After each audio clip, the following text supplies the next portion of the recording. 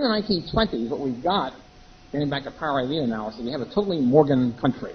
The administration is totally Morgan, not just strong. After World War I, this is something which hasn't been really dealt with by most historians. World War I discredited not just internationalism, but discredited American domestic policy because everybody was fed up with inflation and shortages and price controls and all the rest of it which Wilson had imposed. There was a tremendous reaction against the Democrats, and the Republicans get in 1920. Anyway, Wilson was an aberration to begin with because it only came in originally because Teddy Roosevelt was used by the Morgans to split the Republican Party and crush Taft. It was a Rockefeller person. So at any rate, we have a Republican government, a dominant Republican administration in the 20s. Harding was a Rockefeller person largely, although he also had Ohio crooks around him. It's on lovable crooks playing poker all the time. I kind of like that. It's better to play poker than to run, to do a lot of damage. But at any rate, so Harding was sort of a Rockefeller person. Harding then has mysterious illness and dies quickly. Again, there's been no investigation of the death of Warren Harding. No exhumation. I'm in favor of exhuming, by the way. Every president who dies in office should be exhumed and deeply investigated with subpoena power. So a Secret Service guy who was in the Secret Service organization in the Harding administration wrote a book claiming Mrs. Harding poisoned him. But that was never, he was considered dismissed as a nut. Well, he might have been a nut, but nobody ever really investigated the charge. And that's very much like the McKinley situation. McKinley was a Rockefeller person. A lone nut kills him. He suddenly succeeded by a Morgan person named Teddy Roosevelt. Harding was a Rockefeller person. He suddenly succeeded by Calvin Coolidge, who was a Morgan person. Now, Calvin Coolidge has been mislabeled by historians as being sort of a quiet jerk type. He might have been quiet, but he was not just a jerk. He was a member of the Coolidge family, which one of his cousins was T. Jefferson Coolidge, the head of the United Fruit Company.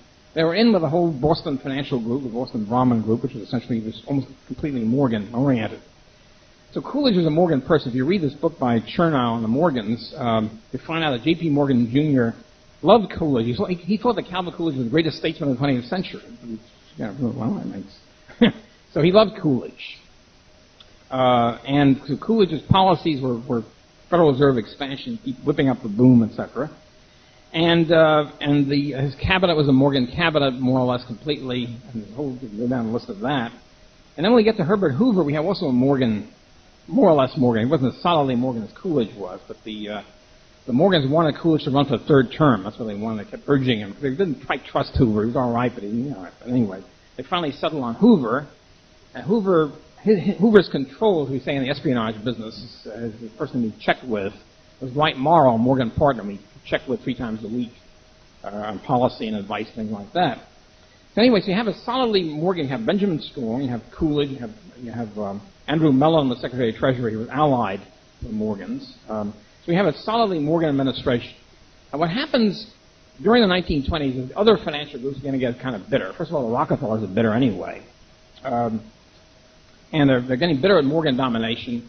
The Chicago bankers are bitter, and largely Rockefeller, because of New York Fed domination. So there's a tremendous shift, beginning to be a tremendous shift of financial groups toward the Democrats.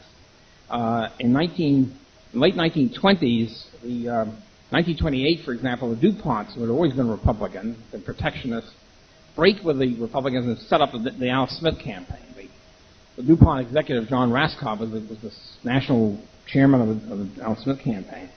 And they were bitter for various reasons. They were bitter, first of all, because of German chemical patents, which the Germans had, the United States had stolen from the Germans in World War I. I'd say stolen. It's part of the war booty. They had these chemical patents. The United States grabbed them. The question is, who should get them? The Morgans Morgans and the Rockefellers wanted to return them to the Germans so they could set the Germans up. Germans would be able to export again and things like that. DuPont wanted to keep the chemical patents. So DuPont's got very bitter about this. They're sort of aced out. Also, DuPont's had a big argument. DuPont's were the major shareholders of General Motors. In collaboration with the Morgans, they had a big falling out in the mid-20s. The Morgans wanted to charge them too high a price for finance and all that sort of stuff. There's a big break with the Morgans. The DuPont start trying to take over U.S. Steel, which is a big Morgan corporation.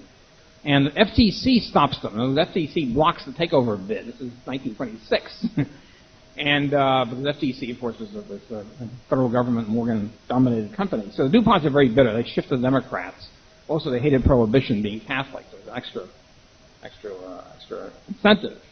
And by the 1930s, the Rockefellers shift also. First of all, Rockefellers are bitter at Morgan domination too. The Rockefellers take over the Chase National Bank, which had been a major Morgan bank, seized control of it in 1930, and Winthrop Woolrich, the son of Nelson Woolrich, becomes the chairman of the board. And and the oil industry is in fairly bad shape. They find this tremendous new oil in Texas and Oklahoma. Oil prices are down on the bottom, and they decided in favor of inflation. So what you have now is a general alliance by many business groups in favor of not just cartelism, which they're all now in favor of, but also radical inflation, getting off the gold standard, paper money, devaluing gold, and all the rest of it. The drive for setting up, for getting off the gold standard was headed up by the Committee for the Nation, which was set up for that purpose, which had on it retail store people, retail owners who wanted retail people like Remington Rand and Filene and people like that. They thought the consumers should get more purchasing power so they can buy their stuff. So they were in favor of inflation to give more money to consumers. That was their gig. The farmers, of course, always want more inflation. Farmers want to increase farm price supports. And so the farmers were agitating for inflation and paper money. And also the Rockefellers who want a higher price for oil. Well, actually, of course, gasoline is a retail product. So we have the Committee for the Nation was heavily financed by Standard Oil of New Jersey, plus the Royal Dutch Shell Group was agitating for free silver. All these groups got together to get us off the gold standard. When Roosevelt, Roosevelt's famous breakup of the London Economic Conference, I've written on this. I didn't know, by the time I wrote on this, I didn't know about these details, but the key forces behind the scenes. When Roosevelt sent the delegation, the Warburgs, at the London Economic Conference, they were in favor. They were essentially the Morgan Group. They wanted to reestablish not exactly a gold standard, but some kind of a fixed exchange rate with England. England's always their main baby anyway. So they wanted a fixed exchange rate with England, and the super-inflationists wanted to cut that out, have all out inflation. And so the Rockefellers and the free silver people induced Roosevelt to send this famous telegram to Moley, whatever, saying cancel negotiations or ending the London Economic Conference. But what happens then? The first New Deal, the early New Deal, is essentially brilliant writings on this by Thomas Ferguson, the New Left political scientist, who's writing a great book which hasn't been published yet, hasn't been finished yet. I'm waiting for great anticipation, called the tentative title is the Fall of the House of Morgan and the Coming of the New Deal. But he interprets, I think, that was the big Morgan thing, to have both together, and it was put in by the Rockefellers and other groups who wanted to smash them and cut the tie between commercial investment banking. So that was the big Glass-Steagall Act. And also the Public Utilities Holding Act of 1935 to break up the Morgan-run public utilities companies, the holding companies of public utilities, also successfully accomplished. It was a big smash of the Morgan. It was essentially the crushing of the Morgan oil empire.